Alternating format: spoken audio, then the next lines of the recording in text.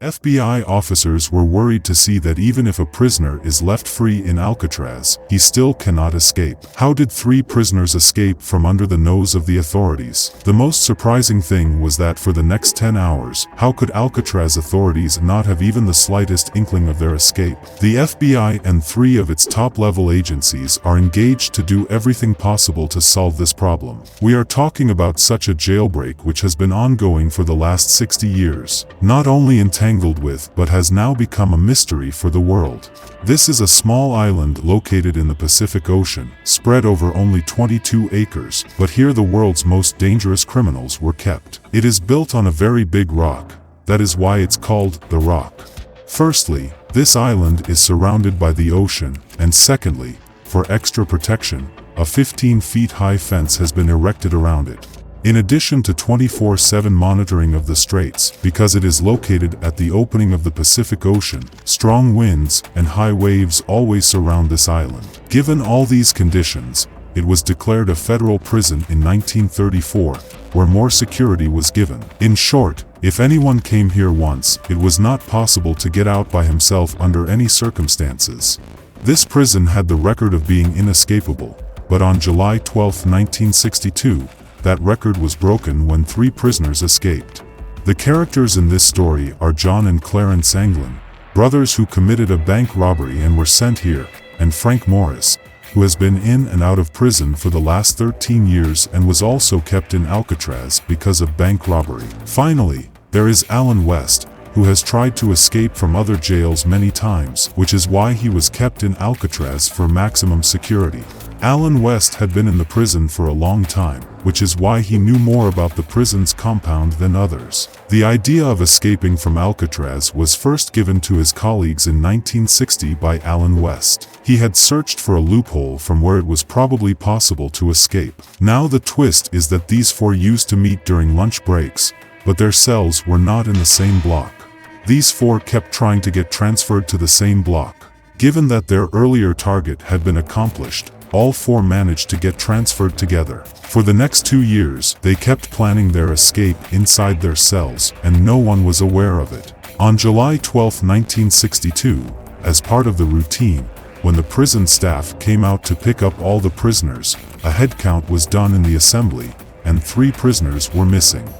When the staff rechecked all the cells, they found the Anglin brothers and Frank Morris seemingly sleeping in their own beds. However, when they went inside the cells to wake them up, they found only dummy heads lying on the beds. Yes, all 3 had run away, and they had made these dummy heads using soap, plaster, and a concrete mixture. One of the dummy heads fell on the ground and broke, which can be seen in the photo. Seeing this scene, the entire prison staff was shocked. They started searching the entire island, but no traces of the prisoners were found. Everyone was puzzled as to how these 3 prisoners managed to escape such a highly secure prison. It was remembered that Alan West was not among those who escaped. The investigation team was called, and the FBI was also informed. It was seen that all 3 had broken the small vent in the wall of their cell and came out. They had used a variety of tools to do this. There were not just 3 but 4 vents in the wall. Alan West's vent failed to open due to some reason, preventing his escape. Knowing his position was hopeless, Alan West decided to cooperate with the investigators. He revealed that the escape plan was his idea. He had made the dummy heads and attached hair to them, which he had stolen from the prison's barbershop. There was a small vent on the back wall of the 4 cells, measuring 5 by 9.5 inches. Alan knew the loophole of these cells because he had worked in the prison's maintenance. He knew that the walls were only 6 inches thick, and the height of the vent could be easily increased.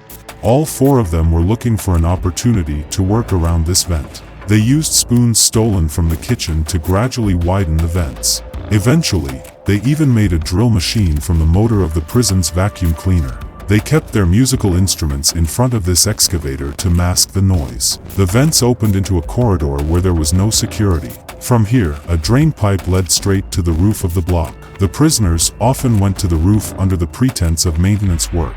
To keep the prisoners busy, they were assigned maintenance work, which these 4 used to inspect every small detail for their escape plan.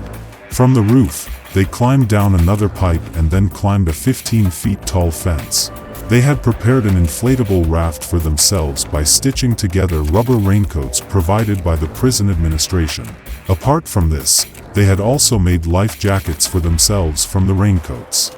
Allen West revealed that according to the plan, they first had to land at Angel Island, north of Alcatraz, where security was minimal. From there, they planned to steal a car and some clothes. Despite searching the entire area around Alcatraz, no reports of theft or robbery were found.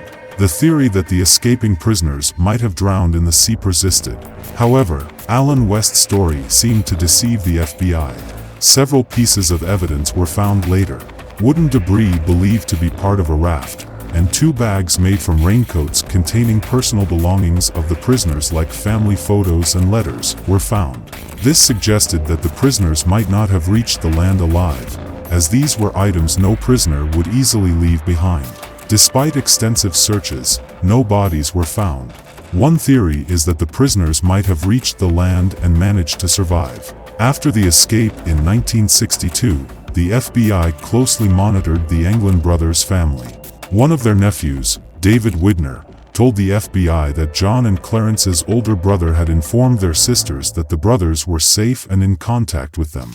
Several family members also reported seeing 2 women in strange makeup at family gatherings, possibly sent by John and Clarence. Additionally, after 15 years of the escape, a family member claimed to have seen the brothers in a club in Brazil and even captured a photo of them. Their family believed they were the Anglin brothers, but the Marshal Service investigators did not match the person in the photo with the brothers. Despite these claims, there has been no conclusive evidence of the Anglin brothers' whereabouts.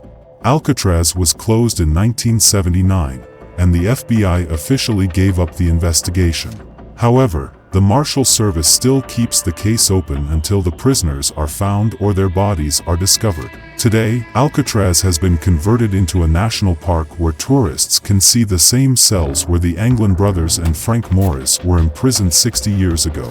Hopefully, you will also like this video of Crime Shade. Please like and share it. Thank you very much for your loving comments. See you in the next great video.